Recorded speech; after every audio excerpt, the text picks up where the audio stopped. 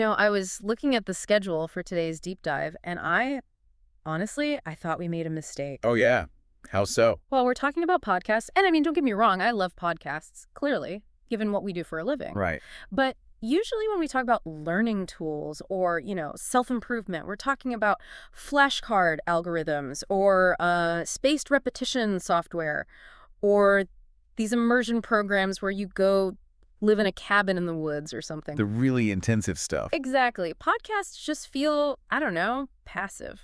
It's what I do when I'm washing the dishes and I just want to zone out. It feels a bit like cheating. And that is exactly the trap. That assumption right there. The idea that listening is just this passive way to kill time. That's precisely why so many people fail to actually learn from it. So it's not just entertainment. It's not just background noise. It can be. Of course it can be. But if you really look at the research we've pulled for today, and we have a huge stack here from the British Council, IDP, IELTS, Preply, and some really heavy-hitting language experts, podcasts are actually a powerhouse tool. Powerhouse tool. Absolutely. But, and this is the key, only if you use them to physically rewire your brain. Physically rewire. Okay, that's a big claim, a very big claim. It sounds like it, but it's a literal claim. We're going to talk about using audio to sort of crack the code of authentic conversation, something textbooks are just notoriously bad at. Oh, they're the worst. We're talking about accents, dialects, and the messy reality of how people actually speak. Which is almost never how they speak in the chapter 1 dialogue of a textbook. Hello, how are you? I am fine, thank you. Right, where's the library? Precisely. In a textbook, everyone waits politely for their turn to speak. The grammar is perfect, it's pristine. In a podcast, It's chaos. it can't be. People interrupt, they mumble, they use slang, they trail off. So our mission today is pretty specific.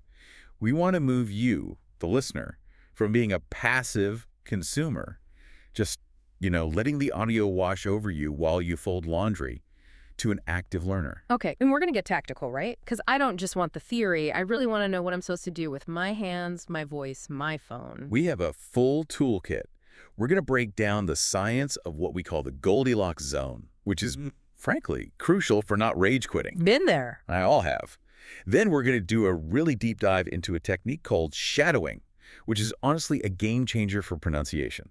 I've heard of shadowing. It sounds really intimidating. It's awkward at first. I won't lie to you. It feels very strange, but it's incredibly effective. And then we have curated a massive list of resources. Oh, good. So whether you are a total beginner or you're, say, prepping for the IELTS exam, or you just want to understand American business jargon so you don't, sound foolish in a meeting, we have a specific show for you. Okay, but before we get into the how, can we just spend a minute on the why? Because the obvious selling point of podcasts is convenience, right?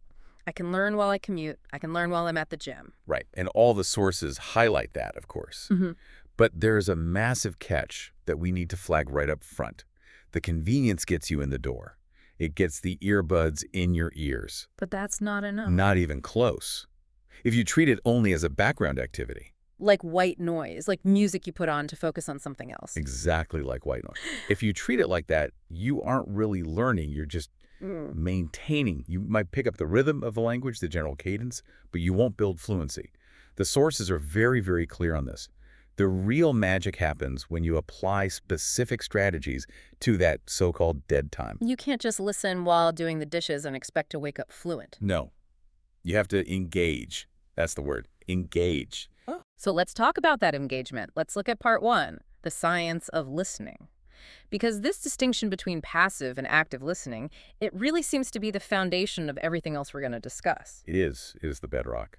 And to understand it, we really have to look at how the brain filters information. Think about passive listening as the default mode. Okay. You're driving, the radio is on, you hear the music, you might hear the DJ talking, but if I asked you 5 minutes later what that DJ said, you probably couldn't tell me. Not a chance. I definitely couldn't. I'm thinking about the traffic or what I need to pick up for dinner. My mind is a million miles away. Your brain is treating the language as background texture. It captures the rhythm, maybe the tone, but it just dumps the semantic meaning because it's not prioritized. Your brain is saying, this isn't important data. Okay, so that's passive. What does active look like? Is it just paying attention? Because that seems a bit vague. It's more than that. According to our sources, like the Becoming an Active Listener Guide and the English Leap, it's a completely different neurological state. The best way to describe it is hunting. Hunting, I like that. You are giving it your undivided attention because you are actively hunting for specific patterns. You're noticing things like, oh, he used the past tense there, or, huh, why did her voice go up at the end of that sentence? You're actively parsing the data stream, not just letting it flow past. Okay, but here's the problem I always run into, and I'm sure I'm not alone. I decide, okay, today I'm going to be an active listener.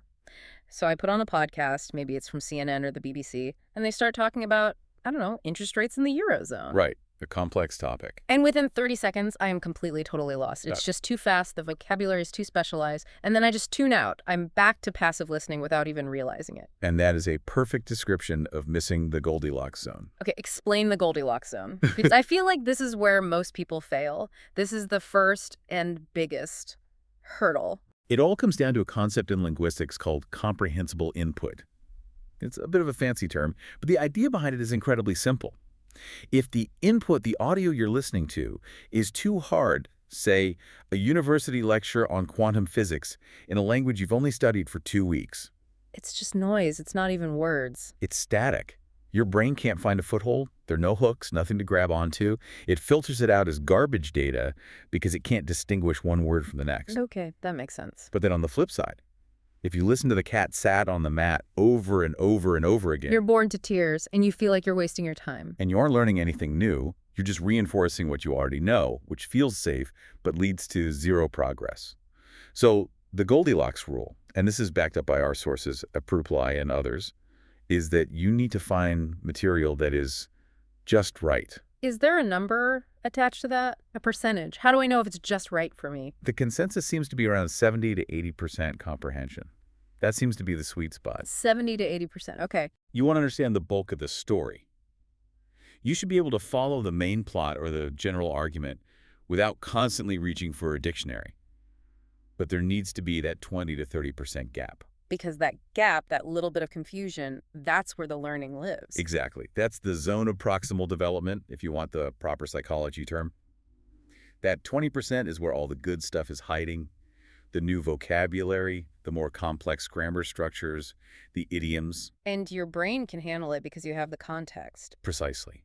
Because you understand the context from the 80%, your brain can often guess the meaning of the unknown words in that 20% gap.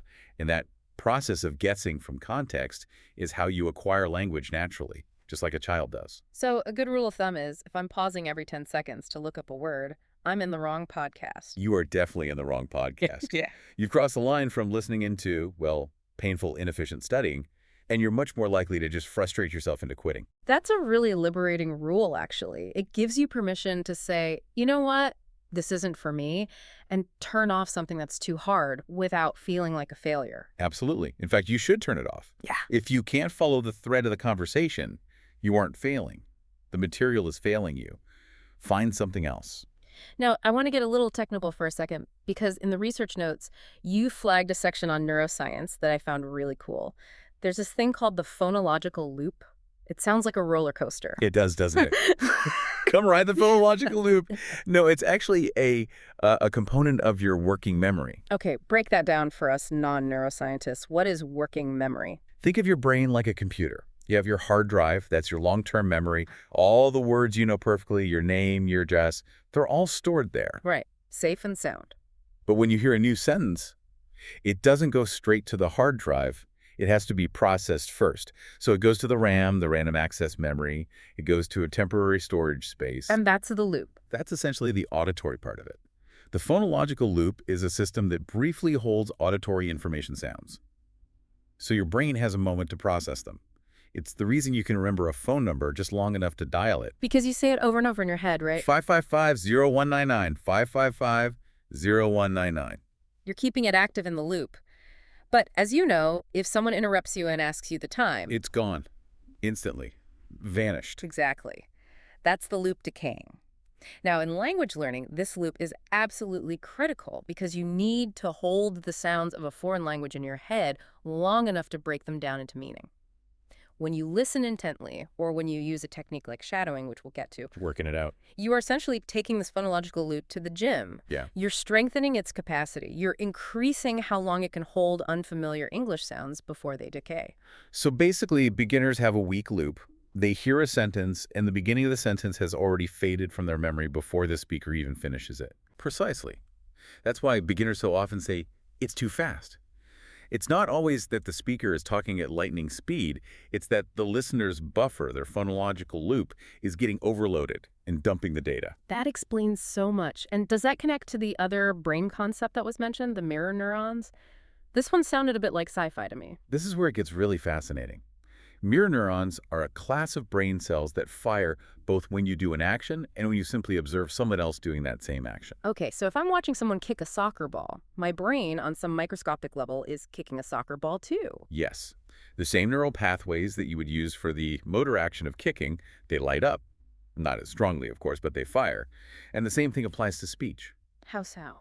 When you listen intently to a podcast host speaking English, watching their mouth and it's a video, your brain is firing in the motor cortex as if you were the one making those sounds, forming those words with your tongue and lips. That is wild. So active listening is basically a flight simulator for speaking? That is a perfect analogy. It is a flight simulator for conversation. Yeah. You are running the simulation of speaking without ever opening your mouth. And that's why you can feel physically tired after a really focused, active listening session. It's a real workout. Your brain is running the program. But here's the hurdle. To make that flight simulator work, to even get in the cockpit, you have to be in the right headspace. And one of our sources, the Becoming an Active Listener Guide, points out something I am definitely 100% guilty of. They call it preparing the rebuttal. Oh, the mental rebuttal. Yes, this is fatal for language learning. It's when you're listening to someone, but instead of really truly hearing what they're saying, you're already in your own head planning what you're going to say next. We do it in arguments all the time. We do it in work meetings. But in language learning, it usually manifests as the translator. Yes, the inner translator. You hear a sentence in English, and your brain immediately freezes on a word you don't know, and it starts frantically trying to translate it into your native language. Right. What does ubiquitous mean? What does ubiquitous mean? And while you're stuck on that one word, the speaker has said 3 more complete sentences that you've totally missed. Exactly. You stop the flight simulator to go look up a word in the manual. The advice from the experts here is tough, but it's absolutely necessary. You have to defer judgment. You have to consciously suppress that urge to translate everything perfectly in real time. That takes a lot of trust, though. You have to trust that you'll catch up, or that understanding the gist is enough. You do. You have to focus on the flow, on the overall message, the emotion. If you get stuck on one individual brick, you miss the architecture of the whole wall. You have to learn to let the input flow over you and trust that your brain is smart enough to catch the patterns, even if you miss a few individual words along the way. Okay, so that's the science. That's the why. We know why the brain needs this specific kind of input. We know about the Goldilocks zone. Now I want to get into the how, part 2, the toolkit. And I want to spend some real time on the big one, the technique that just kept popping up in every single source we looked at. Shadowing. Shadowing, yes. This is the heavyweight champion of listening techniques. It was detailed extensively in the English Unlocked transcript and also mentioned by Reply as a core method. But I feel like a lot of people misunderstand it. They think it's just listen and repeat, like those old language lab cassette tapes. The pencil is on the table. Pause. The pencil's on the table? No. That is repetition. And repetition is fine. It has its place. But it's a relatively passive exercise. You listen, you wait, you process, you speak. There is no real cognitive pressure. Shadowing is simultaneous. Simultaneous? How is that even possible? Well, almost simultaneous. The goal is to be speaking what the speaker says while they are still speaking. You're usually trailing about half a second to a second behind them. You become their verbal shadow. Where their voice goes, your voice goes. That sounds incredibly difficult. I mean, it sounds like trying to rub your stomach and pat your head while riding a unicycle. It feels exactly like that at first. Your brain completely short circuits. You're trying to listen to the next word that's coming into your ear while your mouth is still physically forming the previous word. But that pressure, that cognitive load, that's precisely why it works so well. Why? Why is that pressure a good thing? It sounds stressful. Because it forces you to stop translating. Remember that mental rebuttal or that inner translator we just talked about? That little voice in your head? Yeah, the one that gets me stuck on the word ubiquitous. Exactly.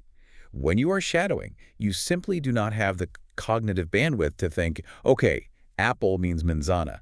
You just have to react. You have to produce the sound. It bypasses the analytical part of your brain and goes straight to the motor cortex. It builds automaticity. You're training your mouth, not just your mind.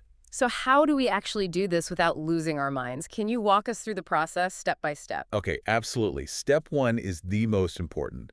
The Goldilocks rule still applies. Do not, I repeat, do not try to start by shadowing a rap song or a heated political debate on the news. Right. Don't pick the hardest thing first. You will crash and burn, I promise. Okay. Pick something slightly slower than natural speed. Maybe one of the specialized learner podcasts we'll recommend later, like Coffee Break English, something clear and well-paced. Okay, step 1. Choose safe material. Got it. Step 2. Listen first. Don't go in blind. Listen to a short chunk, maybe just 30 seconds, to get the rhythm and the general gist of what they're saying. You need to know where the sentence is going before you try to follow it. Okay, so you're priming the brain. Exactly. Step 3 is the shadow itself. You play that same 30-second clip again, and this time you speak along with it. You try to match their speed, their emotion, their pauses. And here is the key nuance, the thing most people miss. You aren't just matching the words. You are matching the music. The music. What do you mean by music? The intonation. The melody of the sentence. The rise and fall of the pitch. If the speaker sounds excited and their voice goes up, your voice goes up. If they whisper a phrase for emphasis, you whisper. You are trying to inhabit their voice, not just repeat their words. And I'm guessing I should be recording myself doing this, as painful as that sounds. That is the crucial and, yes, often painful part. Yes, record yourself shadowing and then listen to it side by side with the original audio. Ugh, that is the worst. Listening to your own voice is bad enough on its own. Listening to your own voice trying to do a British accent when you're not British, that's a special kind of torture. It is humbling. There's no other word for it. But it is the only way to truly hear the gap between what you think you sound like and what you actually sound like.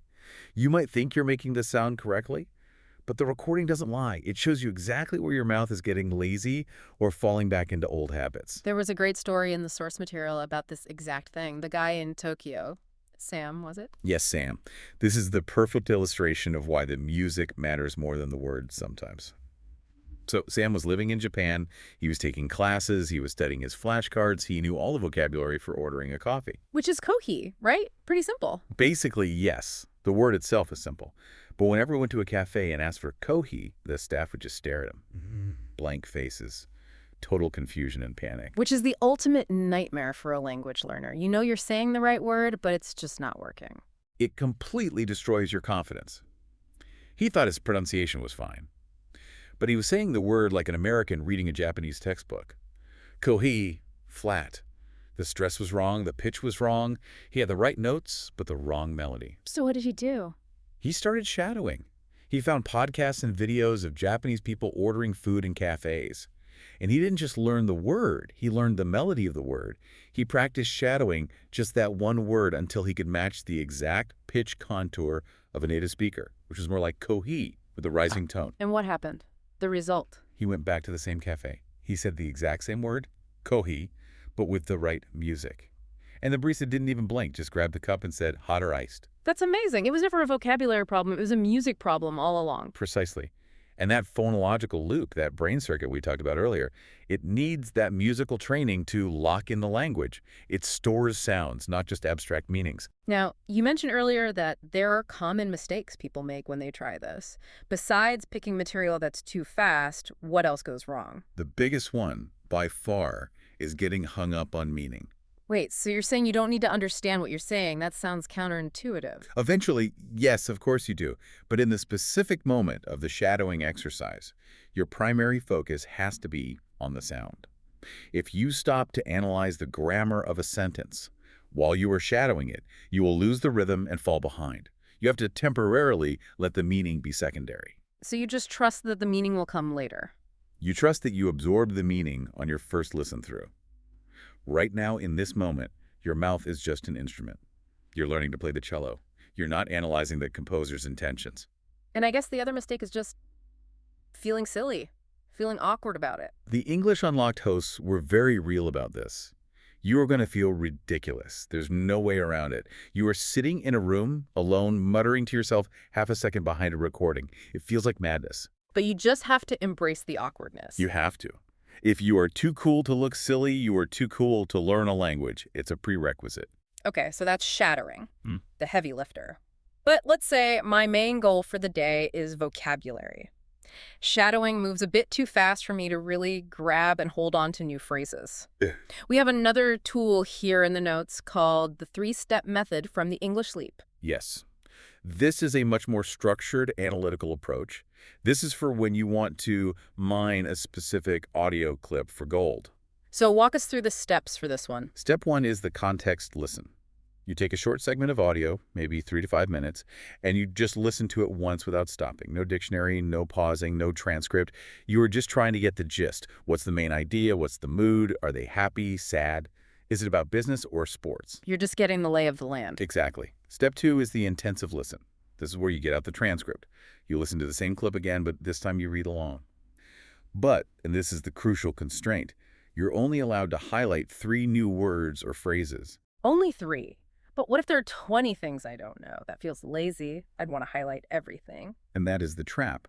Our brains are not designed for that. If you highlight 20 words, you will probably remember 0 of them by tomorrow. The expert insight here is quality over quantity. It is infinitely better to actually learn and internalize 3 useful phrases that you could potentially use in a conversation tomorrow than to create a giant list of 50 obscure adjectives that you will forget by Tuesday. That makes a lot of sense. It keeps it actionable and not overwhelming. So what's step 3? Step 3 is the mimic. You take those 3 specific phrases you highlighted, just those 3, and you record yourself saying them. You try to mimic the original speaker's pronunciation, intonation, and rhythm exactly. It's like a micro version of shadowing, but it's laser focused on vocabulary retention and production. I like that. It feels very manageable. You aren't trying to boil the ocean. You're just taking 3 cups of water and really analyzing them. And if you do that every day, 3 phrases a day for a year, that's over 1,000 new, well-learned phrases. That's how you build real fluency. And that leads us nicely to the final tool in the kit, SMART goals. This came up in the Rachel's English transcript, and it's something I think a lot of people might dismiss. I feel like everyone in the corp world kind of rolls their eyes at SMART goals, but applying it to language learning actually makes a ton of sense. It really does, because language learning suffers from a massive problem of inertia. Rachel talks about this. We all have these vague, nebulous desires. I want to be fluent in English. Or just, I want to get better. Right. What does that even mean? I want to get better. It gives you 0 instructions for what you're supposed to do when you wake up on a Tuesday morning. It's too big, too undefined. It's a wish, not a plan. So break down the acronym for us specifically for a podcast listener. Specific, measurable, achievable, realistic, timely. Okay. A bad, non-SMART goal is, I will listen to podcasts to improve my English. It's vague. A SMART goal is, I will listen to one 10-minute episode of 6-Minute English every Tuesday and Thursday on my morning commute. And by the end of each episode, I will write down 3 new idioms in my notebook. That is incredibly specific. It's measurable. You either did it or you didn't. And it completely fights that inertia you mentioned because you don't have to wake up and decide what to do. The decision is already made for you. Exactly. Strategy beats willpower every single time. If you have to rely on feeling like it, you will fail. The motivation will fade. But if you have a specific scheduled strategy, you just execute the plan. Okay, so this is great. We have the science. We understand the mirror neurons and the phonological loop. We have the tools shadowing the 3-step method, SMART goals. Now we need the fuel. We need the actual podcast. We've broken this down by level, so let's start at the very beginning. If I am just starting out, or if I'm really rusty and feeling overwhelmed, where do I go? We have some excellent recommendations here from Proply and IDP for this group. For the absolute beginner, or someone who just feels that anxiety, a top pick is Coffee Break English. I love the name already. It implies it's low pressure, something you can do on a short break. It is. The episodes are about 15 minutes long, so they're not a huge commitment. The hosts, Mark and Josie, keep a very slow, deliberate pace. But what I really like about their format is that they interview guests from many different English-speaking countries. Oh, that's smart. So you aren't just getting used to one teacher's perfectly articulated voice. Right. In one episode, you might hear an Australian accent, in the next, an Irish one. Yeah. But it's all kept at that beginner-friendly Goldilocks speed. It focuses on the basic mechanics of the language, but in a very leisurely, conversational way. It feels like having a very patient tutor. Okay, and then there is Culips, the Culips ESL podcast. Culips is great because it feels even less like a classroom and more like just hanging out. Their tagline is literally, imagine having coffee with a friend who's an English teacher. That's a good vibe. Because teachers can be intimidating. Friends aren't. Exactly. They cover everyday conversations, slang, the kind of stuff you actually use when you're talking to people. And for those who like to read along and get more detail, they offer really comprehensive study guides. It's very, very approachable. And for someone who maybe wants a more structured, almost academic approach, there's the British Council. Yes, their Learn English podcast. Yeah. This is specifically designed to cover the official A1 to B1 levels. It's discussion-based, covering everyday situations, booking a table at a restaurant, meeting a friend, asking for directions. But because it's the British Council, it's very pedagogically sound. It comes with a support pack, exercises, quizzes. If you are the kind of person who likes homework and structure, this is definitely the one for you. Okay, let's move up the ladder, the sweet spot. The intermediate learner. This is where I think a lot of people get stuck. You understand the basics, but you aren't quite ready for CNN or a native level drama. You need to bridge that gap. This is where the content gets really fun and diverse. A true classic in this space is 6-Minute English from the BBC. I've listened to this. It's incredibly efficient. It's almost the definition of a SMART goal built into a podcast. It is. It's perfectly bite-sized. They take a topical subject, comfort food, cryptocurrency, ethical fashion, and they break it down in exactly 6 minutes. They even give you the key vocabulary list right up front.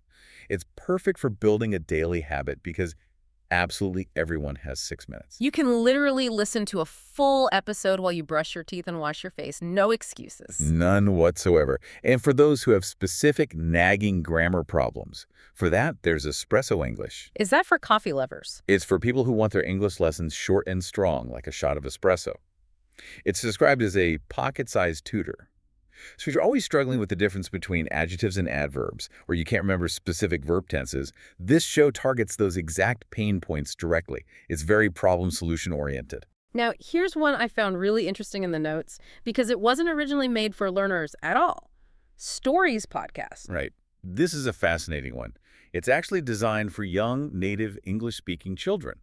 But for an intermediate learner, it's absolute gold. It's myths, fairy tales, and original stories. Why would an adult want to listen to children's fairy tales to learn a language? A few reasons. First, the language is crystal clear, the pace is naturally deliberate for a young audience, and the vocabulary is vivid without being overly complex. But more importantly, you learn through narrative. You aren't just memorizing a list of words, you are absorbing them naturally because they are part of a compelling story. It captivates rather than instructs, as one source put it. And because it's for kids, there's no jargon, no slang, no complex cultural references. Exactly. It's pure universal storytelling. It's a great way to build your core vocabulary. Okay, what about news? Because the regular news can be way too fast, and frankly, a little too depressing sometimes. For that, there is SEN7, which stands for Simple English News Daily. 7-minute episodes, specifically at an intermediate level. The brilliant thing here is the context you bring to it. You probably already know the major headlines from your own country's news. You know there was an election or a big storm or a sporting event. You already have the background knowledge. Exactly. So when you listen to the story in English, you aren't trying to figure out what happened. You're just focusing on how they are describing it in English. It dramatically lowers the cognitive load and lets you focus purely on the language. That context is huge. I hadn't thought about that. And finally, for this intermediate group, All Ears English. This one is very popular. It's hosted by Lindsay and Michelle. Their motto is connection, not perfection, which goes right back to that healthy mindset we talked about earlier. Connection, not perfection. I think that should be the tattoo for every single language learner. It really should. They focus on American slang, practical skills like how to handle a job interview, and they have a whole dedicated series for the IELTS exam. It's very high energy, very encouraging. Okay, part 4. This is for the curious minds. These are for the people who are maybe intermediate or advanced, but they are getting bored with learning English. They don't want to hear another episode about how to use the present perfect tense. They want to learn about things in English. This is a critical transition in the learning journey. You stop studying the language and you start using the language to study other things. Yeah. And the standout recommendation here is Leonardo English, which has the subtitle English Learning for Curious Minds. The topics here sound absolutely fascinating. I was looking at the list. The Unabomber, the history of universities, the Roman Emperor Caligula. This is not your typical ESL content. Not at all. It's not how to order a coffee. It's let's discuss the complex psychological profile of a Roman emperor. They have an episode on the Unabomber, Ted Kaczynski, that traces his path from a mathematical genius to a domestic terrorist. Heavy stuff, but engaging. Incredibly engaging. And they also have lighter, more cultural episodes. I saw one on Words of the Year where they explore new terms like goblin mode or vibe coding. Vibe coding. I need to listen to that just to figure out what on earth that means. I feel old. Laughs. You and me both. But the value proposition here is that they provide interactive transcripts, key vocabulary lists, and other resources. So you are engaging with these complex, weird, and wonderful topics, but you have the safety net of the learning materials to support you. You're learning about history, but you're also learning English. Now, we can't ignore the Great Divide. British versus American English. For a lot of learners, this is a constant source of confusion. It is, and people usually have a preference. If you are Team British, you absolutely have to listen to Luke's English podcast. It's a legend in the language learning space. Luke Thompson is both an experienced teacher and a stand-up comedian. That's a dangerous and wonderful combination. It's great. He brings that dry, witty British humor to everything. He does deep dives into things like Sherlock Holmes stories, analyzing the language. He recently had a fantastic interview with an actor named Ivan Doan, all about identity and accents. It's very authentic, very natural British phrasing. Okay, and what if you can't decide between the US and the UK? Or if your job requires you to understand both? Then you listen to English Across the Pond. It's the perfect solution. You have Dan, who's from the north of England, and Jennifer, who's from the U.S. West Coast. They take a topic each week and discuss it specifically to highlight the linguistic and cultural differences. That's brilliant. So you can hear the same concept described in two different ways with two different accents in real time. Exactly. You might learn that what Jennifer calls sneakers, Dan calls trainers. It trains your ear to switch tracks instantly and understand both. What about the professionals in our audience? We have listeners who need English for the boardroom, not just for the bar. Business English is its own beast entirely. The vocabulary, the etiquette, the jargon is a whole different language. The British Council has a specific series called Podcasts for Professionals. It's aimed at a high B2 level, and it hits serious, high-level topics: change management, conflict resolution, public relations, burnout. Very specific. And for the jargon. The dreaded corporate speak that everyone hates but needs to understand. For that, Business English Pod is the go-to. If you have ever sat in a meeting and heard someone talk about leveraging synergy or paradigm shifts and just nodded while panicking on the inside, this podcast is for you. I think that's everyone. Pretty much. They decode the corporate speak. They cover practical skills like giving presentations, handling negotiations, and my personal favorite topic, removing email embarrassment. Oh, that is a very real fear. Sending an email to the whole company with a typo. Or worse, realizing your tone was completely wrong after you hit send. It's a huge fear, especially across cultures. This podcast helps you calibrate that professional tone. And for the entrepreneurs and freelancers out there, there's also Being Boss, which covers the specific mindset and vocabulary of running your own business. Okay, we are entering the deep end now. Part 5. This is for advanced learners. This is where we take off the training wheels and dive into native content. Yes. And a word of warning here. Don't jump to this level too soon. If you're not ready, you will just tune out, and it will reinforce that negative feeling that you can't do it. But if you are ready, this is where you go from fluent to truly proficient. This is where you get the real cultural fluency. Let's start with the news. A big one is the New York Times' podcast, The Daily. It's got incredibly high production value. It's about 20 minutes a day, and it's a deep dive into one single news story. It's fantastic for learning current affairs vocabulary, but also for hearing how master storytellers structure a narrative to be compelling. It's conversational, but very, very precise. And for a different kind of storytelling, This American Life is iconic. It is the gold standard. It's a mix of personal essays and journalism. There's a specific episode mentioned in our sources called Act V about a group of inmates in a high-security prison putting on a production of Hamlet. It is unbelievably powerful stuff. Listening to this teaches you how Americans tell stories, the pacing, the emotional beats, the way they use silence. And Radiolab, this one is... well, it's an experience. It's not passive listening at all. Not at all. Radiolab is for the science and philosophy buffs. It's very sound-rich. They use a lot of sound effects, quick cuts, layered voices. It really challenges your brain to keep up. It had an episode about a rhino hunter that completely flips your perspective on conservation. It's challenging listening, though, isn't it? Because the hosts interrupt each other constantly. It's very chaotic. They do. It's fast and chaotic, but that's how real, passionate conversations often are. It's brilliant for training your ear to follow multiple threads at once. It's advanced listening practice at its best. And for something completely raw and unedited. The Moth. The premise is simple. True stories told live on stage with no notes. This is as authentic as it gets. You hear the ums and the ahs, you hear the crowd reacting, you hear the speaker's nervous laughter. It's fantastic for learning how to structure a narrative and hold a room's attention without a script. And we can't talk about influential podcasts without mentioning Serial. The true crime juggernaut that started it all. It's investigative journalism in audio form. The tagline was, "Solving a crime from your armchair." It's so gripping, which is actually a great learning tool. How so? The addiction is the teacher. Exactly. You force your brain to understand because the story is so compelling, you can't bear to miss a single detail. That intrinsic motivation pushes your comprehension skills to their limit. And finally, for just a general conversational vibe, stuff you should know. This one is just pure, comfortable conversation. It has a huge library that talk about everything from the history of Barbie to the science of hangovers to true crime. It's just two guys, Josh and Chuck, talking. So you get that very natural, unscripted, friendly interplay. If you want to know how to sound like a regular person just having a chat, this is the blueprint. Incredible. So many options, but we need to ground this in practical application. Part 6. Exams. A lot of our listeners are studying and prepping for the IELTS exam. How do all these podcasts fit into that structured process? Podcasts are the perfect complement to formal study. You should have your core materials like the official IELTS by IDP app as your central hub, but you need that extra real-world exposure to train your ear. Are there any specific recommendations for IELTS candidates? Yes, Aussie English is fantastic, especially if you are planning to migrate to Australia. The host, Pete Smithson, covers Australian history, slang, and culture.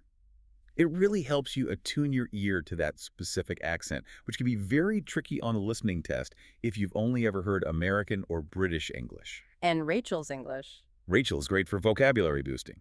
She focuses specifically on American English pronunciation and idioms, things like in the nick of time or down to the wire. Using those kinds of idiomatic phrases correctly and naturally in the mono's language, speaking portion of the IELTS can really boost your band score. It shows the examiner that you aren't just translating from your native language, you actually know the cultural phrasing. But it all comes back to habits in the end, doesn't it? We can give you the best list in the world, but if you don't build a routine, it doesn't matter. Consistency is king.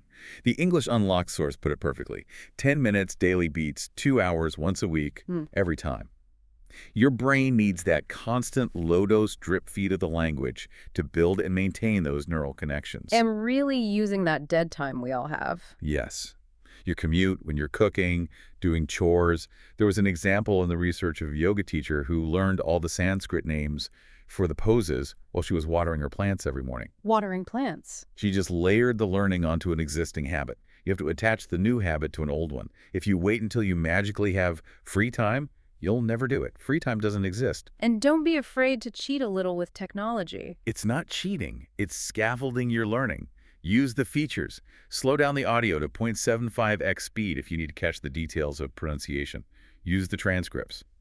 Reading along is a valid and incredibly effective strategy. It helps your brain map the sound of a word to the spelling of the word. So let's wrap this all up. We have covered a huge amount of ground today. We really have. We went from the science of the Goldilocks zone, finding that 70 to 80% comprehension sweet spot, all the way to the neuroscience of the phonological loop, and why your brain dumps information if it's too fast or too boring. We gave you the toolkit. Shadowing, that technique of mimicking the speaker simultaneously to bypass your translator brain. We talked about the 3-step method: context, intensive, mimic for mining vocabulary, and setting SMART goals to break that cycle of inertia. And then we gave you a whole library, from Coffee Break English for beginners who need that slow, gentle pace, all the way to the Daily and Radio Lab for the advanced pros who really want to be challenged. So my final call to action for you, the listener, is this. Just for today, stop multitasking for just 10 minutes. Find a podcast on this list that sounds interesting, and for just 10 minutes, give the audio your full, undivided attention. Try shadowing just one sentence. See how it feels in your mouth. It will feel weird. Yeah. But do it anyway. And here is a thought to leave you with, something to chew on. In that interview with the actor Ivan Doan on Lou's English podcast, they touched on the idea of identity.